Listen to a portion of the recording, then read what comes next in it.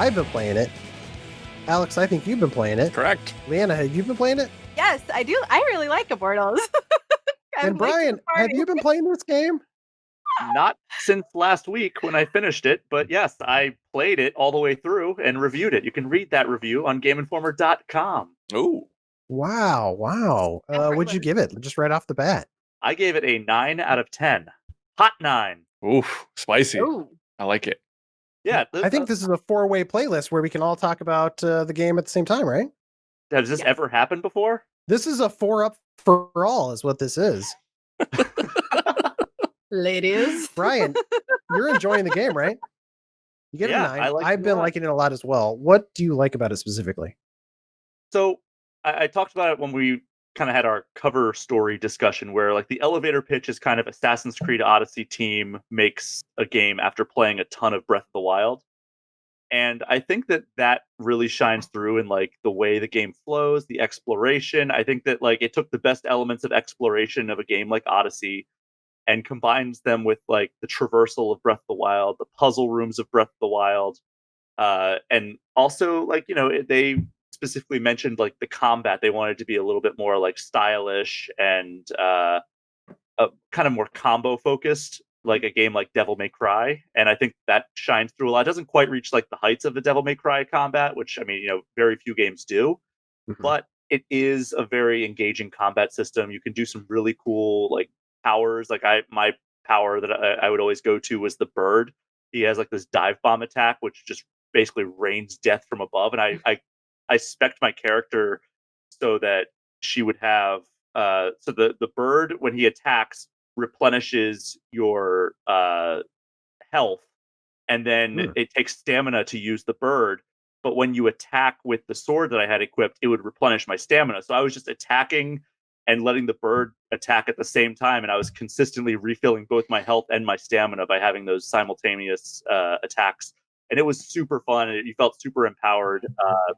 And the puzzles are really, for the most part, very well made. They're creative. They're clever.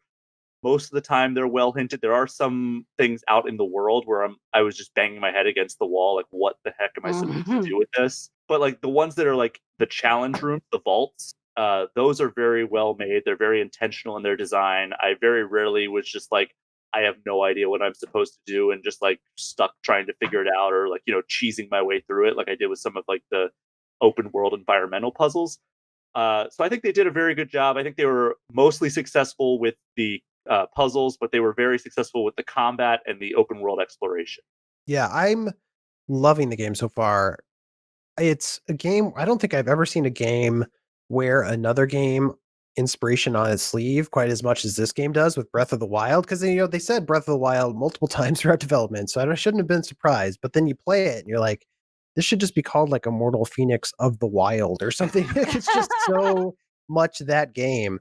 And as much as I love Breath of the Wild, I'm like, yeah, this is exactly what I want to play. At the same time, you're like, it's so close, and yet there's something slightly off about it. You're like, it's not quite the 10 that Breath of the Wild was, but I'm really loving it because it's there's enough of it there. And I think that's okay though, right? I think it's okay. I think people use derivative as a negative term, but I think it's okay to take what other people have done and put your own spin on it. And for me, I know comedy is very subjective and hit or miss, but I think that's part of it. And I think that comedic tone is what makes me go, okay, I'm happy that this isn't full on stoic hero trying to save the world. Like I think that's what makes that even more okay for me, because I think it does the Breath of the Wild stuff pretty well without having that Nintendo shine to it. Not that Ubisoft isn't capable of that, but you know what I mean? And it's mostly polished. It's not like it's unpolished. I think it's actually more polished than like an Assassin's Creed game. Yeah, very much. There were very few glitches that I encountered that were like of note anyway. Like there's an occasional thing where that guy's kind of going through that tree or whatever, but it's not like any kind of game breaking glitch that I encountered. Like I don't think I had any game breaking glitches. I just love the fact that it like breaks the fourth wall. Like it was such a twist I wasn't expecting. It was so funny. Like I mean, the unreliable narrator. Yeah, like and their whole the narrators interaction with other characters. I don't know. It was just really funny. I expected a little bit of comedy just based on the nature of the art style. Like I thought they were going to have a little bit more fun with it, but I didn't expect to laugh as many times as I did. And I also didn't expect the story to impact me as much as it did. Like again, I kind of, and I'm going to get, not to crap on anybody's opinion or anything, but I tend to kind of shy away from games with that particular art style. Mhm. And not it just personal preference, not that I think it's bad or anything. It doesn't usually appeal to me, usually with the target audience those types of art styles are targeted towards.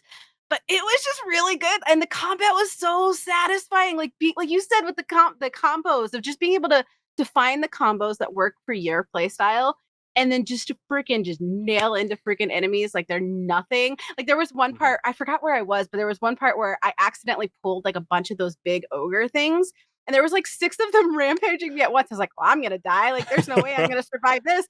And I did. And I was like, I just felt like such a beast. I was like, heck yeah, like screw you, lit liquors. Like, this is awesome. Yeah.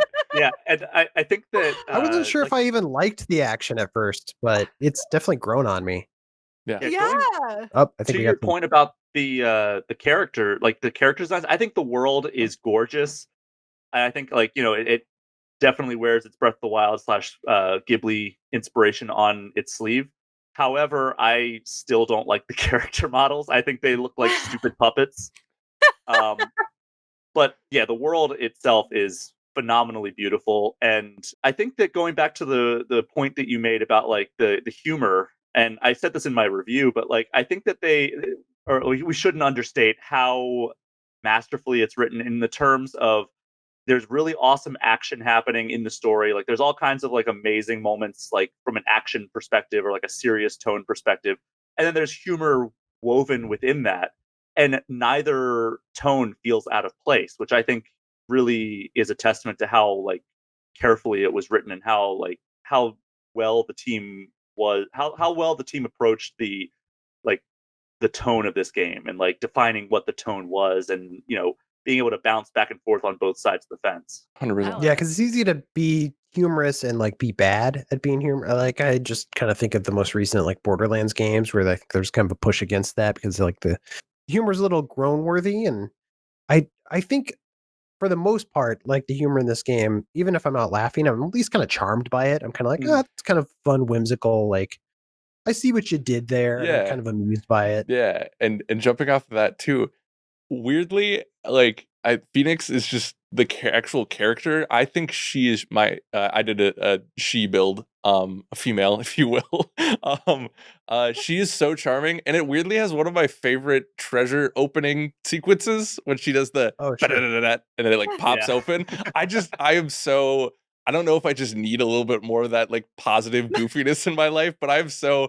It makes me excited to open those and like just be around her character in this Yeah. beautiful world that like underneath has some dark tones. The Greek gods were awful deities, but like they know that and they're self-aware and they play on that. And I love those moments of Zeus just going like, "Oh wow, yeah, I suck. Yeah, but it's fine. Everyone sucks. It's okay." So I think Yeah. they nailed that. She also has like I also picked a female character. She has like an interesting walk that I find is actually kind of funny. It looks kind of like they just took the male walk and like it's the same walk because it's so like weirdly wide and like it's kind of like a cowboy just got off its horse, you know? It's like a cartoon, can't quite walk right. Yeah. It's so Penguin funny wobble. looking though. Yeah. Yeah. And not trying to make fun of anybody out there who walks like a cartoon character. I'm right here, I Ben. take that seriously. Yeah. I mean, I think it's kind of cool. Yeah. At least they didn't do like because I think with that awkward like that art style, if they did like what a lot of developers do with female characters, where they try to make them all sexy, and I'm like, that. Can you imagine if they did that with that character Doesn't build? work. Like, Yeah. it would be so creepy. Actually, I appreciate, yeah, that it's not super sexualized, which is kind of fun. Yeah, I feel like it would just come off really creepy. How do you guys like the exploration in the game? Because there's a game where they don't do the Ubisoft thing where you get to the top of a mountain peak and then it just lays out 100 different icons for you to collect. You actually have to kind of like look out on the horizon and find stuff yourself. Like you kind of have a binocular view and you can tag stuff. And at first I was kind of like, this feels like you're trying to be Breath of the Wild and make it organic discovery, but then at the same time you're making me put all the markers on the map, which I don't know. It felt like they were trying to have their cake and eat it too. But then I don't know. I've warmed up to it a little bit. whereas I'm not really that annoyed by having to put the markers on there myself. And I do like the aspect of trying to like pan through the environment and just walk towards my next objective and see if anything grabs my attention. It reminded me of another Ubisoft franchise with Ghost Recon, when you take the drones in and you tag in enemies that way. Like when the first time I ever did that, I was like, this is a weird comparison to make of Immortals and Ghost Recon, but it was very similar mechanic and very similarly done. And that's always my favorite mechanic. Even though I ignore it, I'll tag things in Ghost Recon and then just drive a Humvee into the wall anyway, with no care or anything, like chaos, go ham. But Yeah. I don't know. It was I kind of liked it just because I don't know if I liked it because it specifically reminded me of Ghost Recon, or if I just thought that was kind of a new spin. I feel like that was kind of a way to balance out, because I feel like this game does a really good job of being a good experience for younger players, but without dumbing it down to a point where older players won't want to play it. And I feel like that mechanic, it is one of those bends of like, okay, this is a very accessible game. There's a little bit, we want you to still feel challenged and, hungry to explore. So I kind of dug it. Yeah. I think that point is why I'm enjoying it so much, because like if you would have told me at the start of the year that Ubisoft was going to release 3 open world games in the span of a month, and the most time you're going to spend is in Immortals, I would have said you're crazy. But like, it's not cumbersome. It's not, it feels like it's very much at my leisure. If I want the ambrosia, I can go get it. Like, I don't know. There's something like light about it that's not a bad thing. It feels like, it feels respectful of my time in a way that something like Assassin's Creed that's like 150 hours is like is doing. You know what I mean? Like, excuse me, getting choked up, as Ben Reeves likes to say. I like that. I feel like I can see the end of that tunnel, and like I like just doing a vault here and there, and kind of taking my time with it, knowing that I'll still get to the end like this year. You know? You don't feel pressured to play it. Yeah. I noticed when I took a little tiny break from Valhalla, I felt guilty.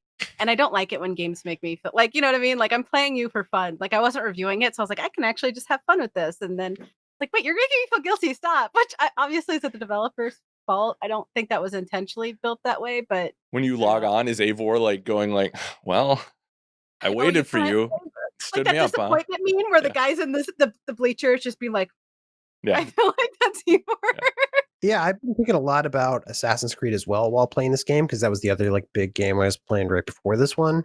And there's some Assassin's DNA in here, so there's some similarities, but they feel like such like differently, like it's like different takes on the open world genre in different ways. Where I'm kind of finding Immortals to be very refreshing, whereas Valhalla was kind of like, all right, this is exactly what I expect it to be. It's kind of like, video game comfort food or whatever. I know exactly what I'm getting, whereas Immortals is kind of a fresh take, at least for Ubisoft, I should say. So I'm enjoying it on that aspect alone. And I'm trying to decide like which one do I like better. I don't know where it's going to land on my like top 10 list, whether it's going to be above or below Valhalla. I'm still trying to sort that out. Wow. Brian, you brought up one other thing, the puzzles that I was kind of curious to talk about. I like them. A lot of times they don't feel like puzzles in my mind. I'm never having to solve anything.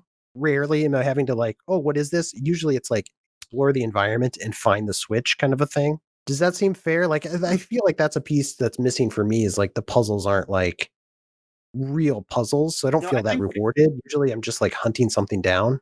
I think in the open world areas, like the environmental puzzles, that's totally accurate. Like I think that a lot of times it is just, all right, I need to find this blue sphere and put it on the like board. But I think the vaults have a lot of puzzles that are actual puzzles. Like, you have to try to find the way to navigate this maze without like falling into the toxic gas, or like there's all kinds of different like ways to move this box without having the laser destroy it, and like setting the switch up properly so like the wind is blowing in this direction but it's not blowing this other part over. And there's a lot of actual proper puzzles, I think, that you find especially in like the god vaults, which are the end of the storyline, like the god storylines. Like that's how they kind of culminate, is with these long god vaults that take like an hour to complete.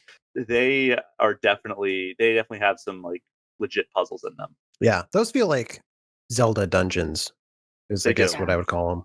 Yeah, I enjoyed those. I've done like 2 of those so far. Yeah, it's been a good time. I'm enjoying my time with it. Did Same. you feel like it was pretty solid all the way through? It sounded like maybe you're getting frustrated a little bit there near the end. The end, there's like you're climbing up a mountain, or that's one of the final areas, and it does kind of the thing where like if you veer too far off course, you will freeze to death, and that's just not super fun in a game that is so focused on exploration. I know they're trying to kind of focus you and like you have to solve puzzles to open up the next area, but it was just kind of a bummer, and yeah, wasn't a fan of that area too much. I just remember you That's fair. talking about it, and I felt so bad for you because you were just like, I don't know what to do. What do I don't want to. I don't even want to do this right now. I've loved this game so much to this point, but I don't even want to finish it.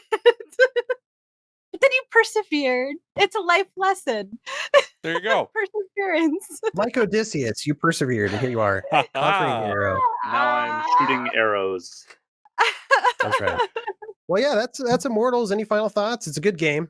It's a Don't 9 out of 10. Yeah, don't sleep on it. I think a lot of people are gonna brush this aside because of those comparisons, but like this has surprised me in a way I wasn't expecting. And maybe not now because whatever, if you're playing AC and like you're excited for Cyberpunk, I get it, but like play this game. I think it's really fun. I think it's a good refresher.